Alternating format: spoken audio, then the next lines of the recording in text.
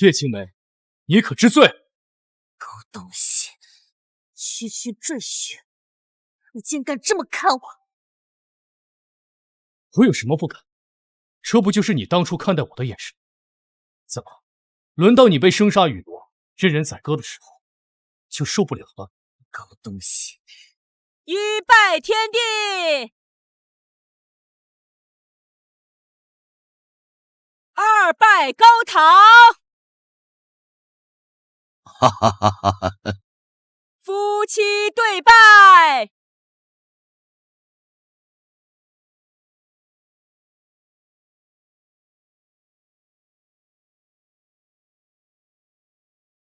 女儿啊，景行携万贯家财入赘我将军府，只为替他母亲求取陛下御赐的紫溪丸，也算是解了我们将军府的燃眉之急呀。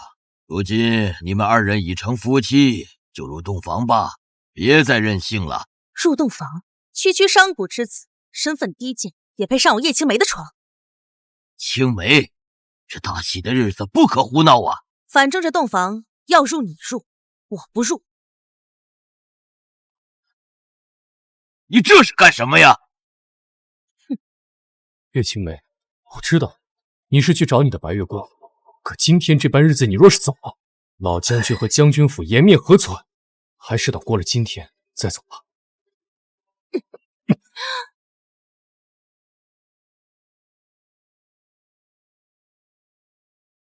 区区赘婿也配对我叶青梅说教？你今天怎么打我都没关系，为了老将军和将军府，你今天万万不能……哎，狗东西，你也配拦我？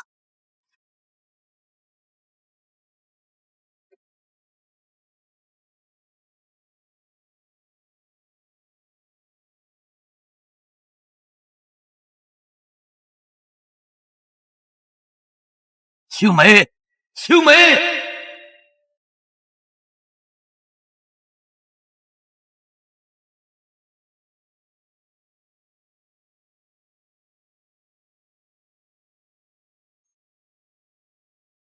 务必把这封信交到叶将军手上。是。2年了，这是我给你写的第99封信，好歹夫妻一场。如果这一封你依旧不回，叶青梅，你我夫妻关系便到此为止吧。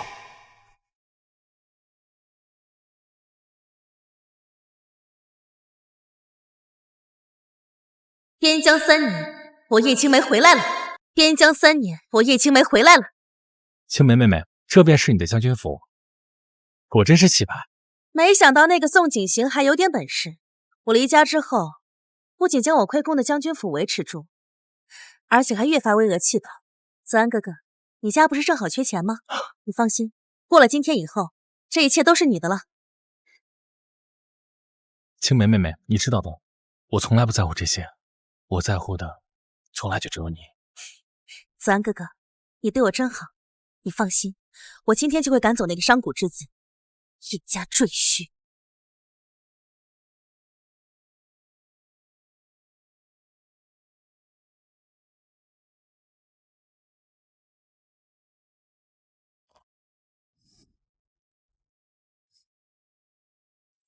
好啊，宋景行，我在边关拼死搏杀，你却在家悠然喝茶，真是舒服啊！哼！大小姐，滚！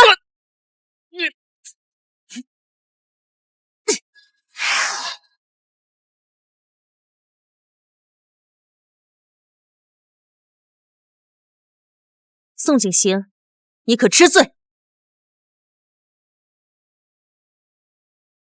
想必这位就是让叶将军在大婚之夜不惜放弃将军府和老将军，抛弃新婚丈夫，也要义无反顾离开的心腹白月光，魏子安吧？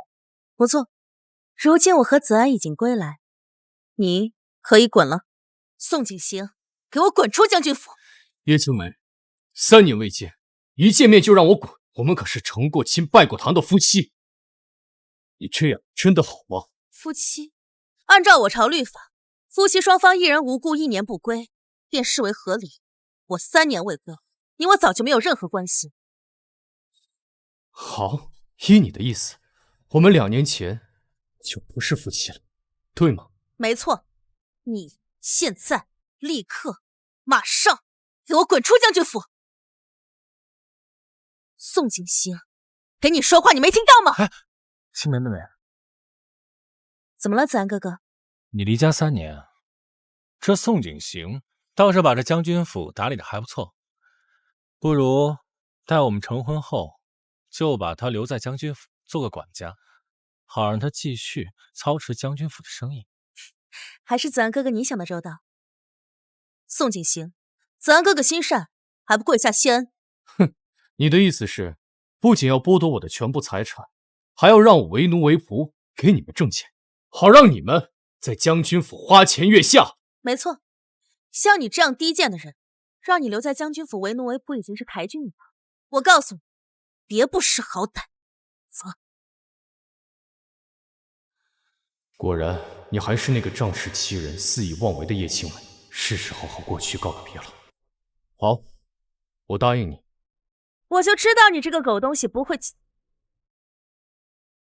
你答应了？没错，我会放弃全部财产，并且离开将军府。慢着，你离开将军府可以，但这个仆人的孩子也是将军府的财产，不能带走。这是我的孩子。你的孩子？你竟然有孩子了？你怎么能有孩子？怎么敢有孩子？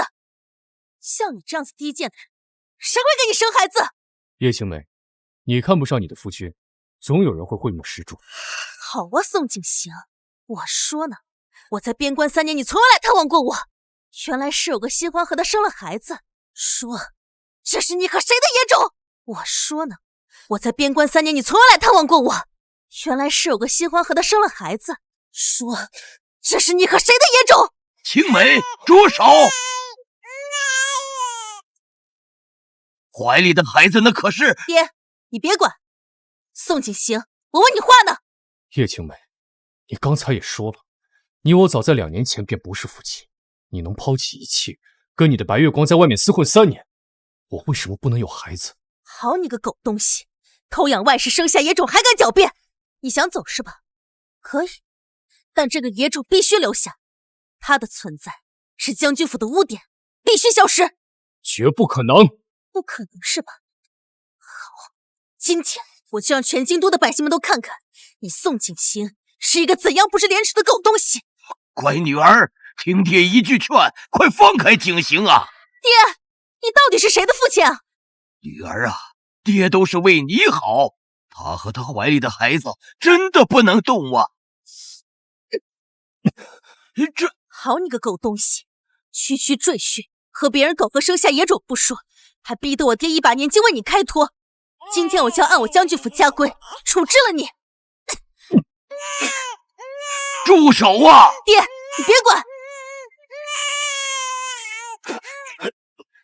哎呀，怎么会如此啊？青梅，你怎么还下手越来越重了？这孩子母亲身份尊贵，若是受到丝毫伤害，我一家满门抄斩都不够交代呀！各位且看，这是我将军府赘婿宋景行，这个狗东西不仅和别人苟合，还生了个野种。我就说嘛，将军从未回过府，宋大人又是从哪里来的孩子？可自打这孩子一出现，老将军府上的人可是一直悉心照料。宋景行，我念在你照顾我爹有功，只要你肯自降为奴，并且亲手杀了这个孩子，我会在将军府给你留一席之地。否则，我现在就斩杀了你。叶青梅，你当年不顾一切抛弃将军府和老将军，跟你的白月光在一起，现在一回来你就要杀我，还让我亲手杀子，你怎么好意思？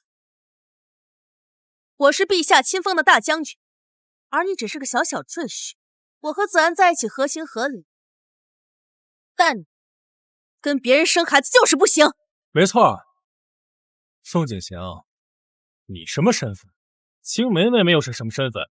你不过是一个区区赘婿，竟然敢和人苟且，如今更是怀有孩子，还大摇大摆地养在将军府。哼，你眼里还有青梅妹妹吗？够了！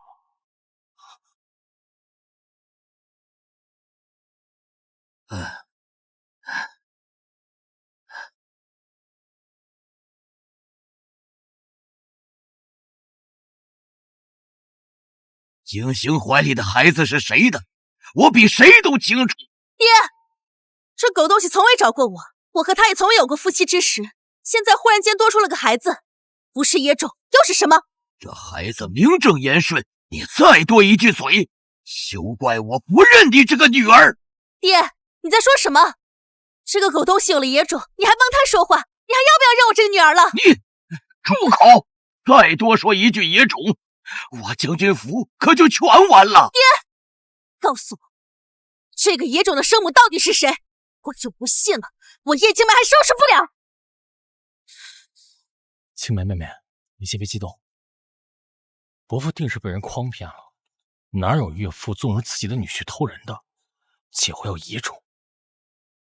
我听说有人用迷药可以控制人听话。您看伯父的脸越来越憔悴，莫不是……宋锦行，你找死！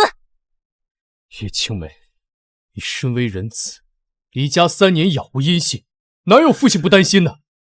老将军为什么这么憔悴？你心里没数吗？你这贱人，居然敢泼青梅妹妹脏水！哎呀，快叫太医来！这孩子万万不能有事啊！我看谁敢！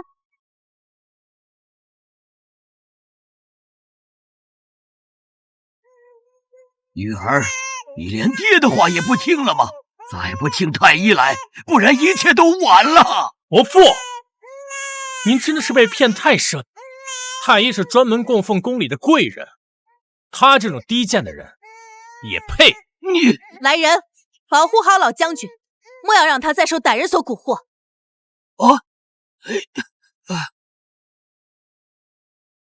叶青梅，我可是你父亲呀！你动我，不只是不孝，更是在害将军府满门啊！请老爷回府。我不走啊！我的胳膊！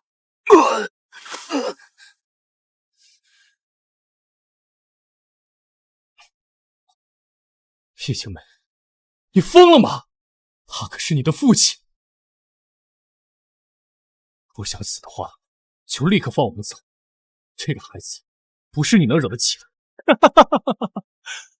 滑天下之大稽，你以为你这孩子能有多金贵啊？叶青梅，我告诉你，这个孩子万一有什么闪失，你信不信整个将军府满门皆斩？宋景行，你还真是不知所谓。女儿啊，你可别说话了。景行说的没错呀，他的孩子真的动不得，那可是……够了，爹！你根本不知道，你女儿我这次立下了多大的功劳。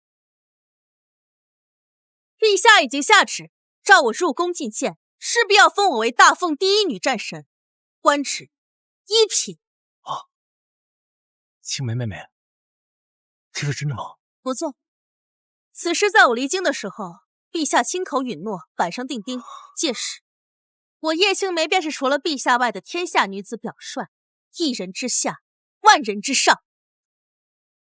宋景行，听明白了，我不管你怀里这个野种的母亲是谁，有何背景，我叶青梅想杀便杀。万人之上，想杀就杀。叶青梅，你如果动了这个，你所有的功劳都将烟消云散，你所有的一切都会……闭嘴！我没有耐心听你废话。诸位，我将军府出了这么个淫贼，今天我便要以将军府的家规处置了你。青梅，你要干什么？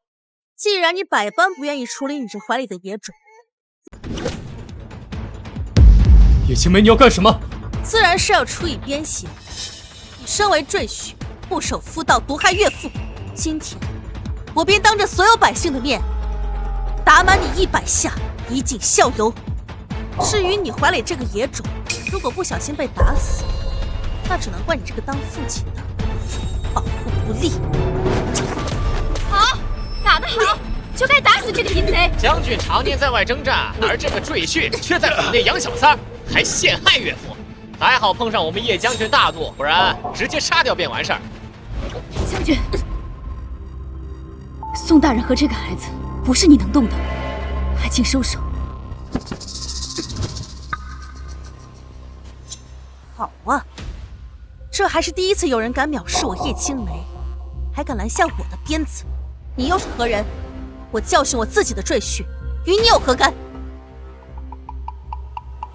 此事体大，将军若想知道真相，请先换个地方。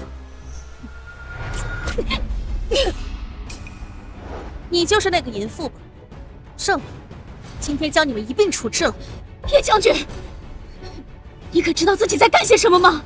我叶青梅深受陛下信任，马上就是万人之上的大封第一女将军，我想做什么就做什么，谁敢拦我？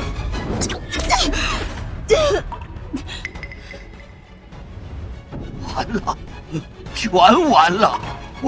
我将军府全完了！宋景行，我倒想看看，现在谁还能救你和你怀中的这个孩子。我还以为你勾搭上了什么大人，原来就是个见不得光的侍卫。孩子，你母亲身份特殊，一旦曝光会给你带来杀身之祸。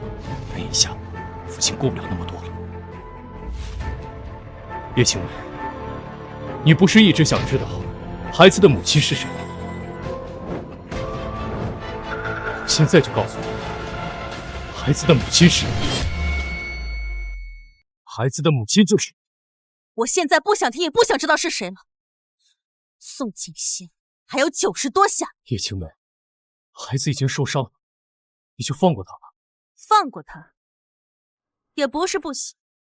好，好，只要你放了孩子，你怎么对我都可以。这可是你说的。来人！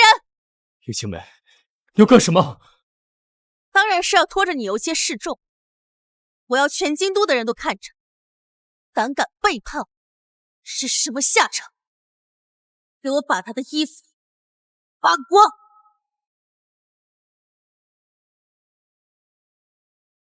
青梅妹妹，我来。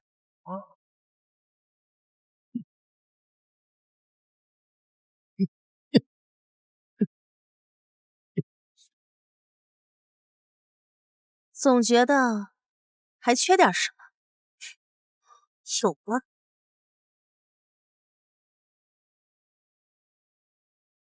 宋景行，别说我没有给你机会，要是一会儿能在游街的时候保护住这个孩子，就看你的本事了。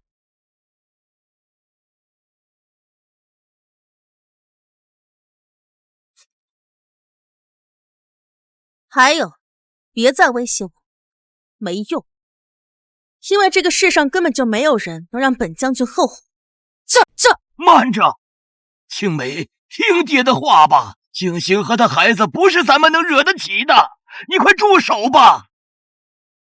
偌大的京都，就没有叶青梅不敢惹的人，胆敢背叛我，那他就必须要付出代价。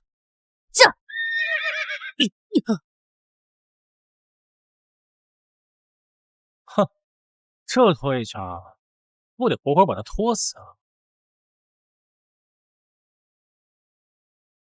吁！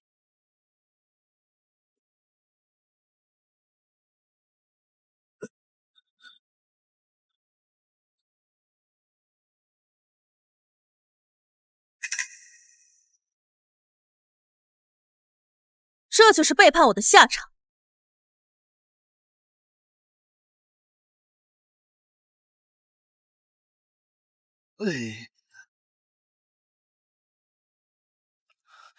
站住！我让你走了吗？叶青梅，你答应放过我们的。我啊，反悔了。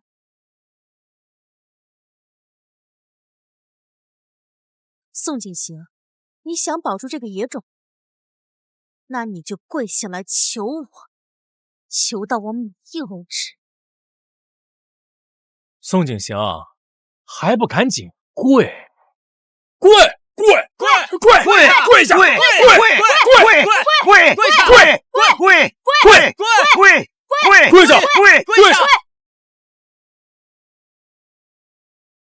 哼！我求你放他，我愿意给你做牛做马，给将军府为奴为仆，只要你放他，做什么都愿意。那你就当着百姓的面好好唱我，说说都犯了什么罪？说！还不赶紧说！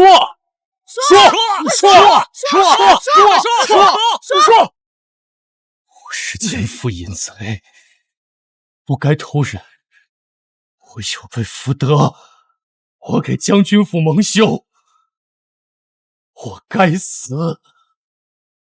既然你知道错，那本将军就大发慈悲饶过你。谢谢，谢谢。只是这野种断不能留。不要！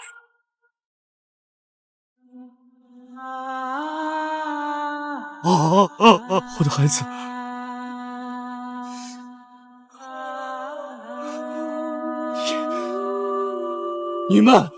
你们都得死！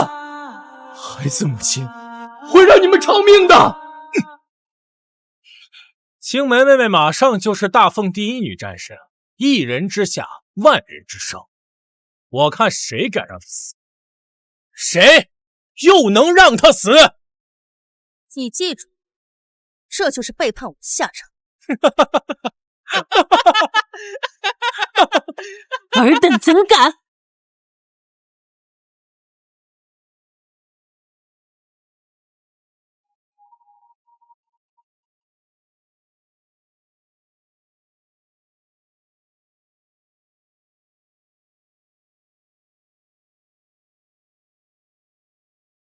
皇上驾到！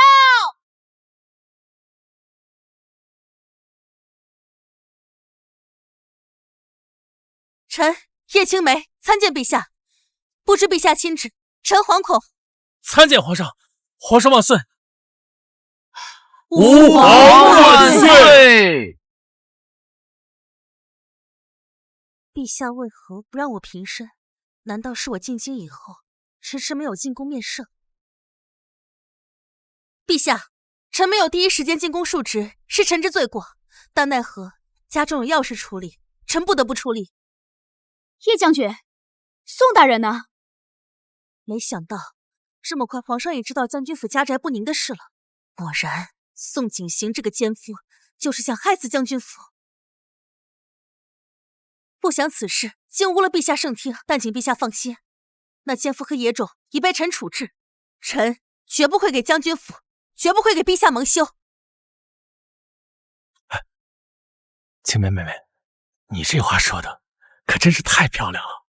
那当然，我行事如此雷厉风行，为陛下消除了所有非议，陛下怎么可能不龙颜大悦，奖赏于我？叶青梅，你说谁是奸夫？谁是野种？叶青梅，你说谁是奸夫？谁是野种？还能有谁？自然是那宋景行。陛下，您可还是有其他吩咐？请陛下放心，臣绝不徇私。快别那野种，那奸夫，陛下任凭陛下处置。够了，陛下，实在是那个赘婿不知廉耻，这才使得青梅妹妹失了规矩。陛下若要责罚，就算着臣吧。子安哥哥，这怎么能行？青梅妹妹，我说过我要娶你的，你我便是夫妻，夫妻荣辱与共，本就是应该的。陛下，宋景行这奸夫实在不配当臣的夫君，臣和子安哥哥两情相悦，愿以军功求陛下赐婚。完了，看陛下这冷静模样，怕是真的愤怒到极点。叶将军，陛下如今只想知道宋大人在何处。启禀陛下，那奸夫在此。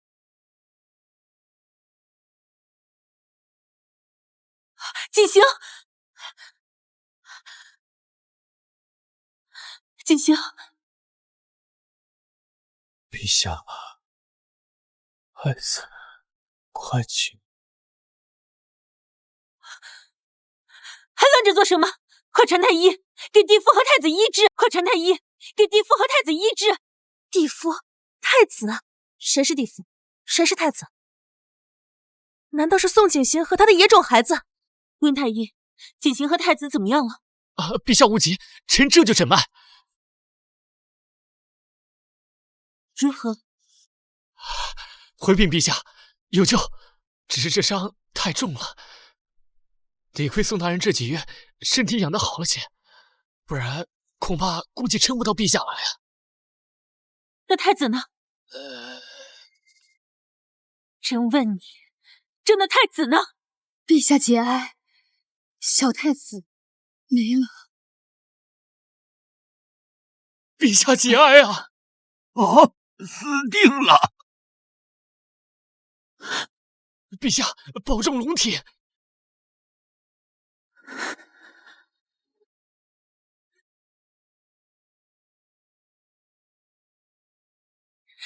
你们做的好事！陛下节哀，保重龙体啊！陛下保重龙体啊！这怎么可能？难道宋景行刚才说的都是真的？怎么可能？这怎么可能？陛下，当务之急是将宋大人送回宫中医治，不然性命不保啊！回宫。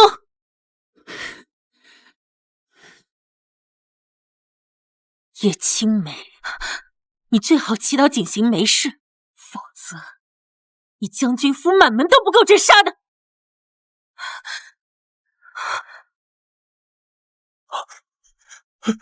陛下，此事与我无关啊！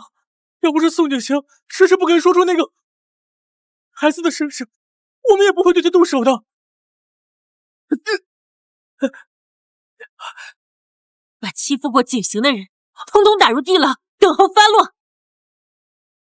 陛下，臣好歹为你的江山付出个心血，你不能这么对我。陛下，你曾亲口承诺过青梅妹妹，要让她成为大方第一女战神，如今有功不赏，功臣入狱，这将动摇国本啊！你们谋害了陛下唯一的子嗣，又何尝不是动摇国本？把他们押入地牢！放开我！放开我！我马上就要进出将军府，权倾天下。为什么会这样？为什么会这样？放开我！放开我！拖下去！放开我！放开我！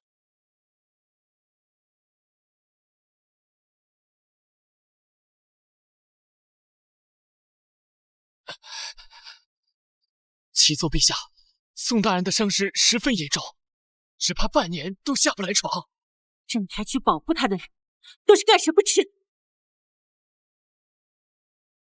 陛下，罪臣叶青梅和魏子安在地牢吵着要见您，说他们是冤枉的。冤枉？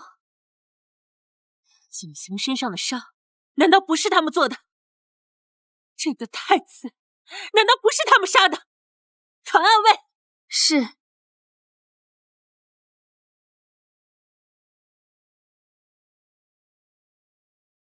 启禀陛下，叶青梅诬陷地父偷养外室，生下野种，实施暴行，于是太子定下身死。叶青梅、魏子安，你们好大的胆子！好大的胆子！景行都说了他的孩子他们惹不起，这人居然还敢嚣张，凌虐他和太子，甚至让太子夭折，事后竟还有脸说自己无辜！陛下，保重龙体啊！莫要被这些奸人气坏了龙体啊！你刚才说他们在牢中喊冤，既然他们还有力气吵，好，那就先赏他们鞭刑，让他们也尝尝景行在牢中受的苦。遵旨。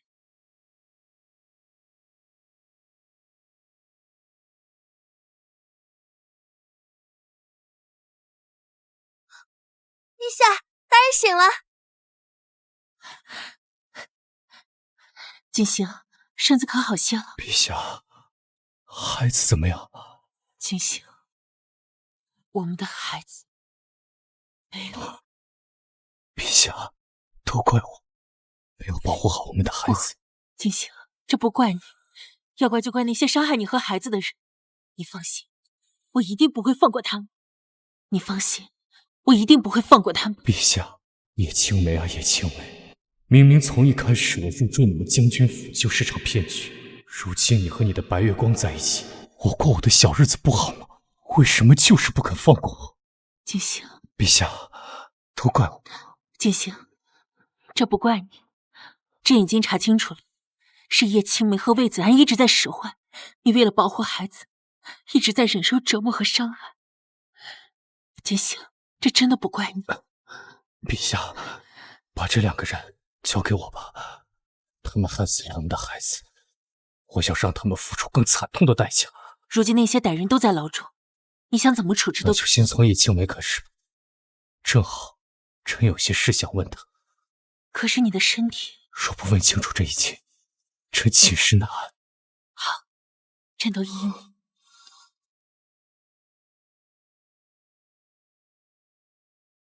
叶青梅，你可知罪？叶青梅，你可知罪？狗东西，区区赘婿，你竟敢这么看我！我有什么不敢？这不就是你当初看待我的眼神？怎么，轮到你被生杀予夺、任人宰割的时候，就受不了了？狗东西，狗东西，你还敢嘲讽我？你知不知道你把我害得有多惨？我害你？我是奸夫淫子，我不该投人，我有对夫德，我给将军府蒙羞，我该死。既然你知道错了，那本将军就大发慈悲饶过你。只是这野种断不能留。不要！事到如今，叶青梅，你还有脸说是我害你？要是当日在将军府门前，你能听进我跟你爹的半句话，又怎会沦落到这般境？宋锦行，你有什么资格敢这么说我？不过就是命好勾搭上陛下，要不然今天我就把你和这个野种丢在乱葬岗了。好命！叶青梅，你又怎会知道我的难处？我自幼饱读诗书，守心明性，克己慎我，不到万不得已，又怎会做出越矩之事？不过就是生性放荡，不知廉耻，给自己找什么借口？宋锦行，你敢打我！口口声声说我是奸夫，我今天就把所有真相都告诉你，让你知道错的究竟有多离谱。你又想耍什么花样？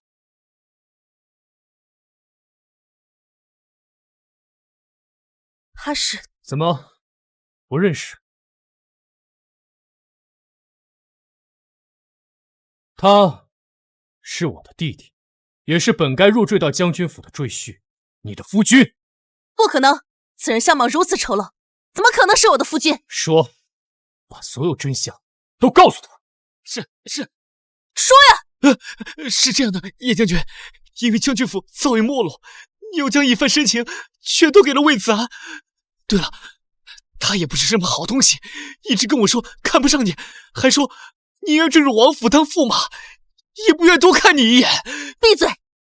此事又和子安哥哥有什么关系？你休要胡说八道，转移话题。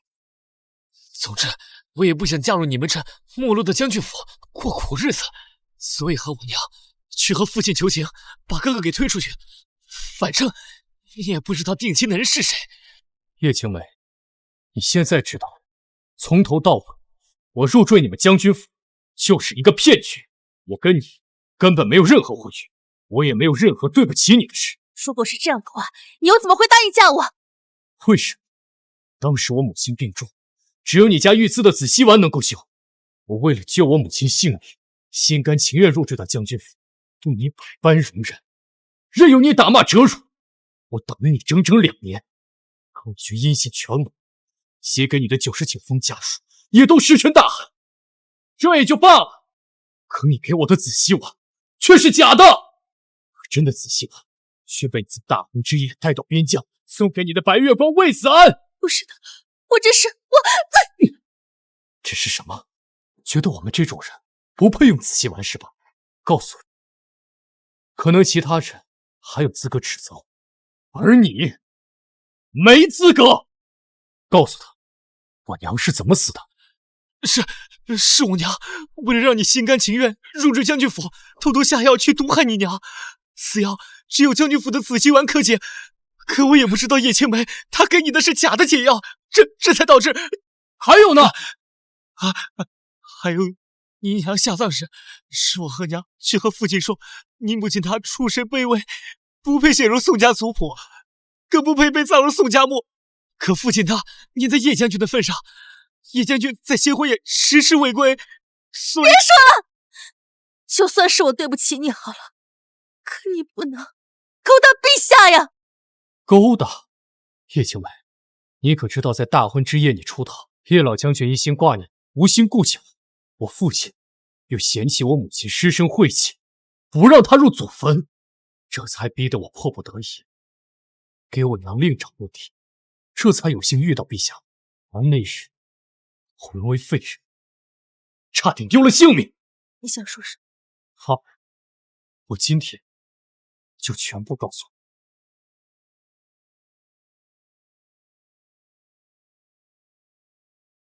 娘，这里环境挺好的，孩儿就把您葬在这里了。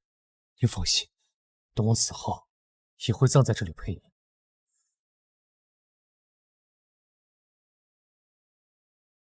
站住！站住！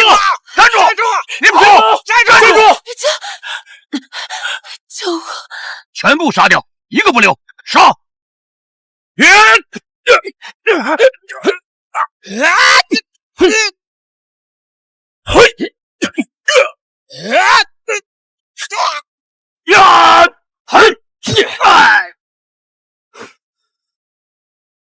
姑娘，怎么样？小心！你醒了，别动，你受伤了，要好好休息。我感觉自己使不上力气。你为了救我中毒了，导致武功尽失，今后身体也会十分虚弱。但你放心，我会对你负责的。其实，这乃九五之罪，当今圣上，今日遭刺客暗算，多亏了你。说吧，你想要什么？草民宋景行愿意用这次救驾之功，还我母亲应得的公道。就这样，宋景行，你救了朕，相貌也是如此俊秀，朕给你个机会，要不要跟着朕？叶青梅心愿为此安，甚至为了拿去边疆，我等了她足足2年，且她还给了我假的紫气丸，导致我娘不治身亡。既然如此，为什么我不能为自己搏一搏呢？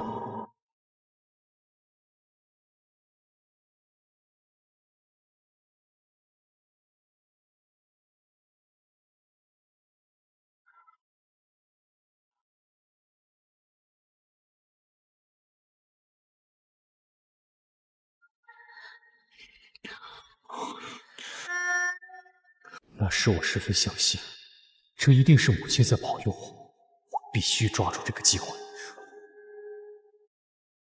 温太医，朕有事吗？恭喜陛下已有身孕。什么？朕登基10几年，却从未有子嗣，和他只是一吻，便怀上了？正是，陛下乃是天生至阴之体，那宋大人乃是天生至阳之体，阴阳结合，此乃天地。好，景行，你来。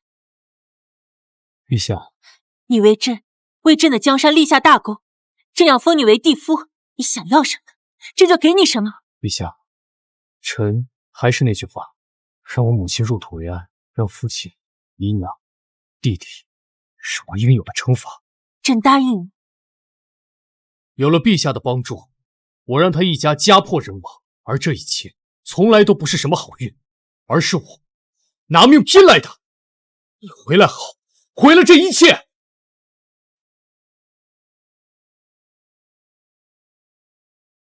叶青梅，事到如此，你对我可有半分愧疚？我或许确实是让你受了些屈辱，但你是赘婿，你为我受辱那是天经地义，我何须愧疚？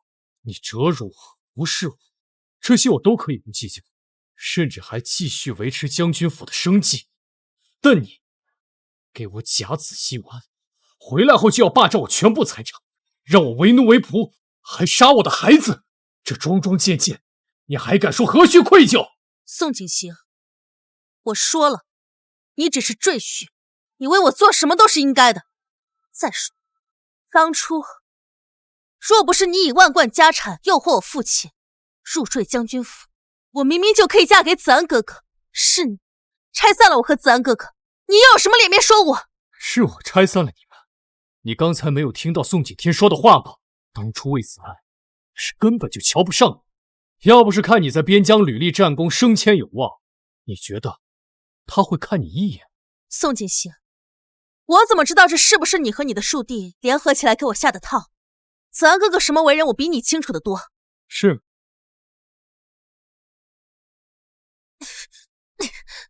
宋景行，你又想做什么？当然是请你看一出好戏。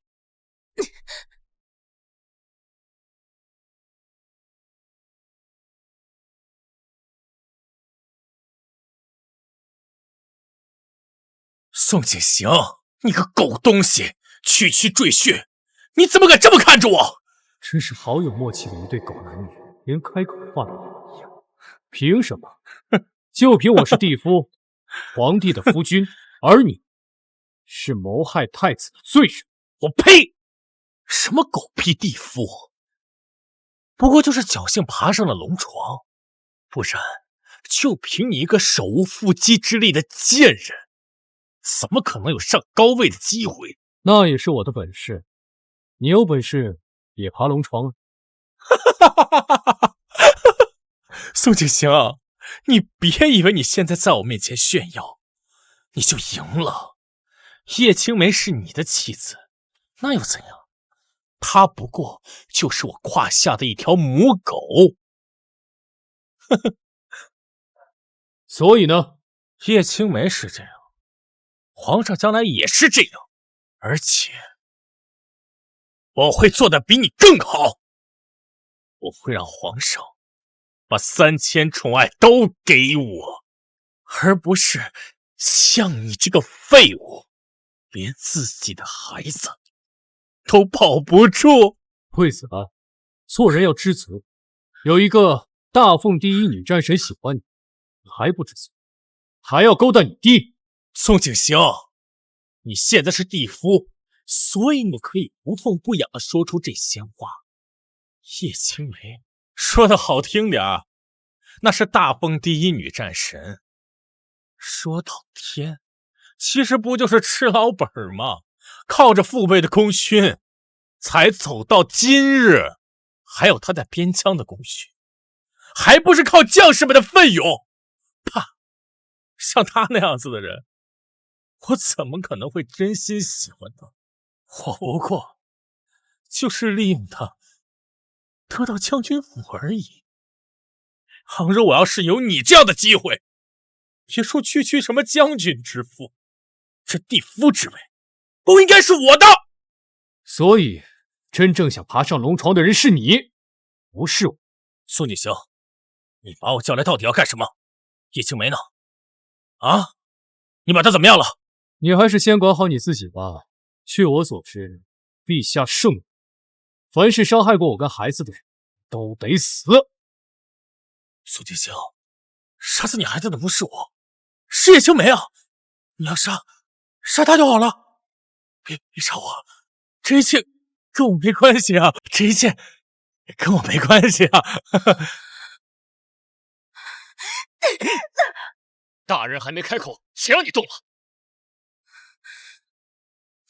好，跟你没有关系，不杀你，凭什么？宋景行，我说了，冤有头债有主啊！你要杀，就杀叶青梅一个好了呀！你为什么揪着我不放啊？我知道你对叶青梅始终放不下，要不这样，我下药把她迷晕，然后你再上了她怎么样？啊？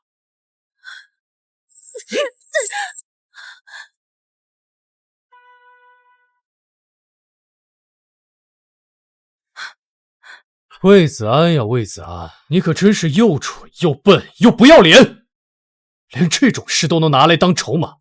你以为这样做，我应该感谢你吗？没有，我不是这个意思。不想死，就乖乖回答我的问题。我问你，叶青梅这几年有没有往将军府写过信？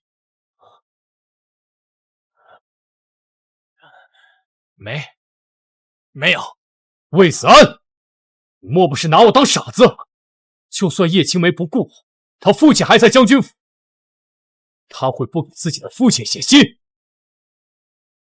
还不说实话，不然知道下场。说，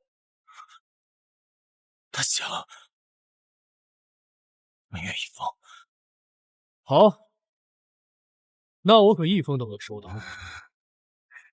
还有，我给他写的99封家书，他有收到吗？没有，统统被我拦下。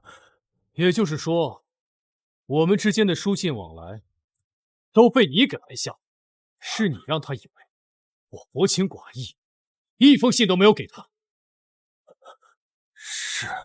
是你挑起他的怒，让他一回来就不顾一切的针对我。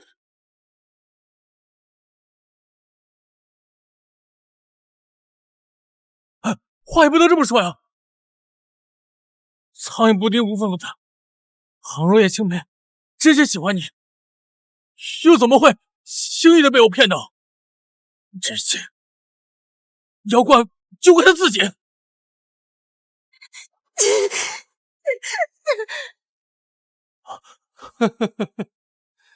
好啊，叶将军，听到了吗？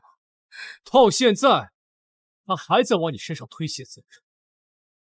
这就是你心爱的心头白月光。苏锦行，你在说什么？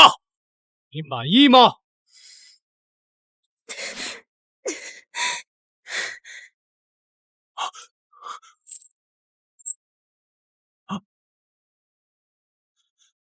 青梅妹妹，不是这样的，我刚才说的那些都是骗苏锦行的。你知道我对你是真心的。将你捧在手心，你说入赘王府会饱受折磨，我想尽一切办法帮你脱身，甚至不惜一切赶赴寒苦边疆。你倒好，你把我当成替罪羊了是吗？我说过，他看不上你，也看不上将军，是你自己不信。子安，既然如此，你何苦吊着我？帮叶将军打开。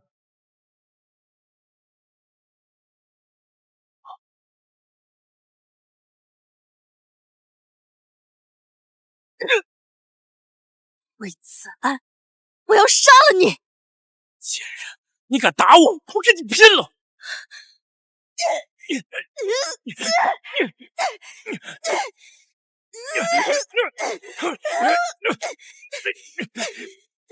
我等这场狗咬狗的戏码是等了许久。原来如此，大人不直接将这两人处死，就是为了这一出。当然，直接杀了他们，哪像今天这般野趣。够了，将他们拉开。其实，今天安排你们见面，是让你们死个明白。你说什么？说什么？怎么，听不懂了吗？我说我不会放过你们任何一个。宋锦行，你怎么能这样呢？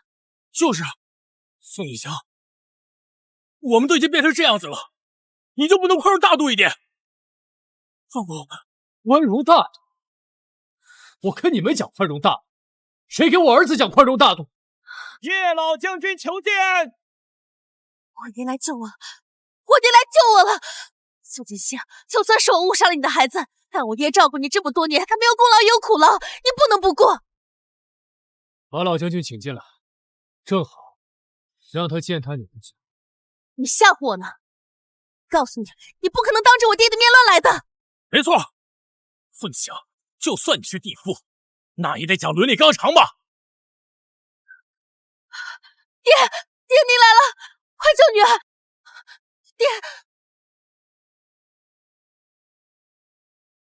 老臣叶孝英参见大人。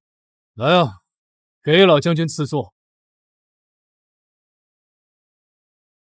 老臣当不起大人这般待遇。那老将军今日前来，所谓何事？爹，别扯这些虚灵了，快救女儿啊！闭嘴！老臣此来，只为求大人一件事。我听说将军府有一块先帝御赐的免死金头，供在宗祠里。如果老将军拿来这个，我倒有恶。爹，你别怕他，那免死金牌是先帝御赐的，就算是当今陛下，他也不敢乱来。更别说他一个仗势欺人的废物。闭嘴！宋景，你别得意，让我爹拿出免死金牌，看你又能如何？青梅妹，你也救救我好不好？我当牛做马报答你啊！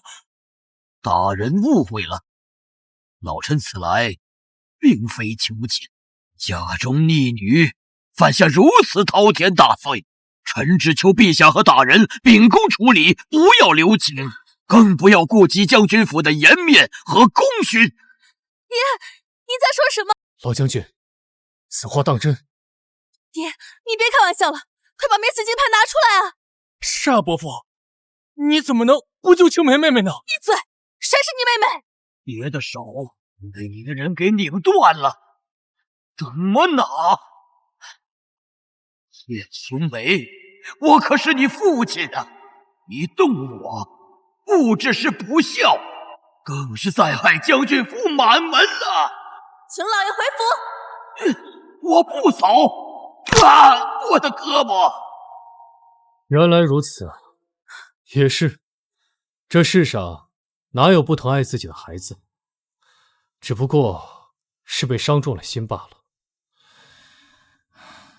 青梅，你还不知道吧？太医说爹的身子已经伤了根本，往后身体只会日渐虚弱。爹不是这样的，女儿只是怕你被别人蛊惑，女儿不是想真的伤您的。所以你就不听爹的警告，执意要向景行出手。你以为爹伤心，只是你的人伤了爹。错了，爹真正伤心的是你固执己见、刚愎自用、任性而为，连累祖宗先辈留下的将军府身败名裂。你让爹死后怎么向列祖列宗交代呀？不是的，不是这样的，我只是想重振将军府的威名，我没错。重振将军府？叶青梅，你好大的口气！你还不知道吗？将军府已经被你那些仇人打压得支离破碎。大人，此事并非我们所为，但当然之事，整个京城的百姓都看到了。将军府完了。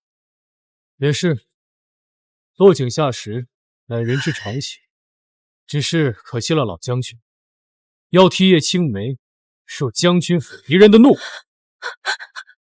爹，你现在明白爹有多心痛了。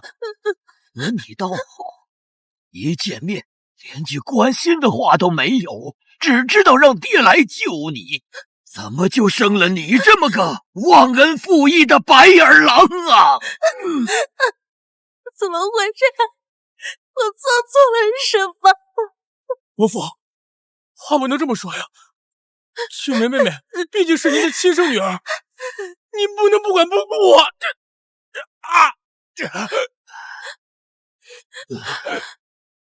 老将军，切莫过于动怒。这个人，我自会替您处理。多谢大人，老臣告退。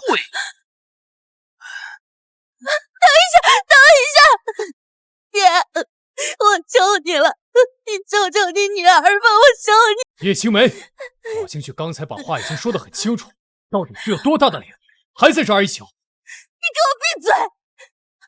爹，我可是您唯一的女儿，我可是将军独苗啊！爹，你真的不救我了吗？爹，就当没生过你这么个女儿。爹，来人，打断他的腿！爹，锦行，你真的要对我赶尽杀绝吗？将这两个人拉下去，明日流放这里。什么？流放？还是李然？那可是瘴气密布、毒虫满地的死地啊！宋锦行，个狗东西，你不如直接杀了我！杀了你，那岂不是便宜你？岭南多瘴气毒虫，等你们到了那里，倒是可以好好享受。放开我！放开！宋锦行，我不会放过你的！放开我！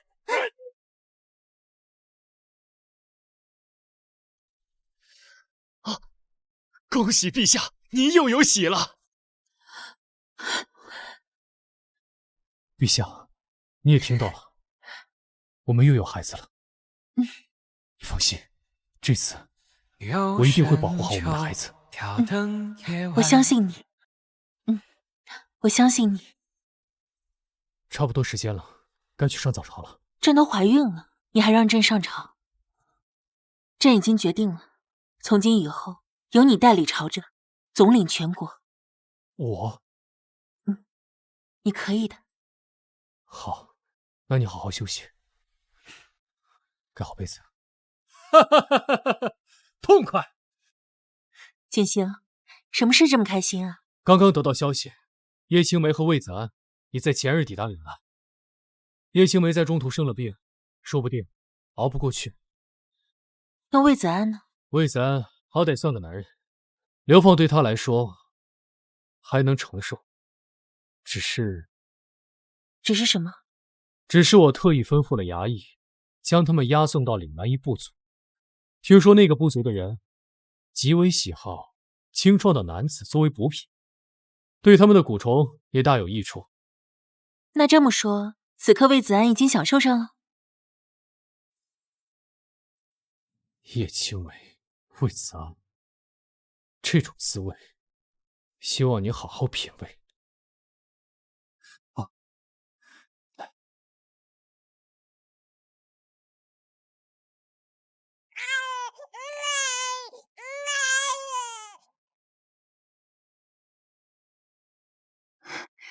恭喜监国，陛下诞下了一位小皇子，母子平安。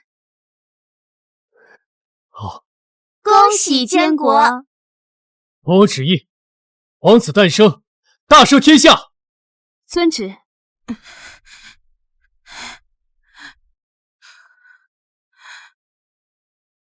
罪臣叶青梅拜见监国。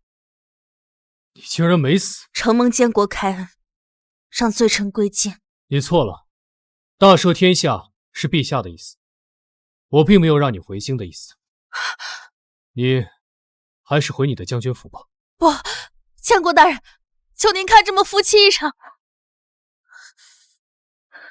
监国大人，不管怎样，求您给臣一笔银子，否则臣根本无力支撑将军府，那些债主会将臣撕成碎片的。叶青梅，你想太多了，退下。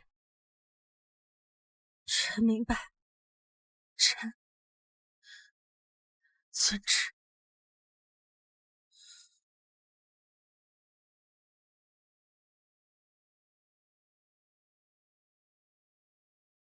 锦行，叶老将军似乎是彻底对叶青梅死心了，直接搬去祖宅守墓了，只剩叶青梅一人。他已经被连续催债，身子都打坏了。你提他干嘛？我跟他早就没有什么关系了。好，那我以后就不提他了。陛下，嗯，你犯了错，可是要受罚的。那我亲爱的监国大人想怎么惩罚妾身呢？那我就罚你再给我生一个孩子，这次我要个小公主。讨厌！我提着一壶酒来，看花开花败，南窗风月着有多少昏昏女爱？云雨覆盖，看我把春色涌入怀，慢慢在。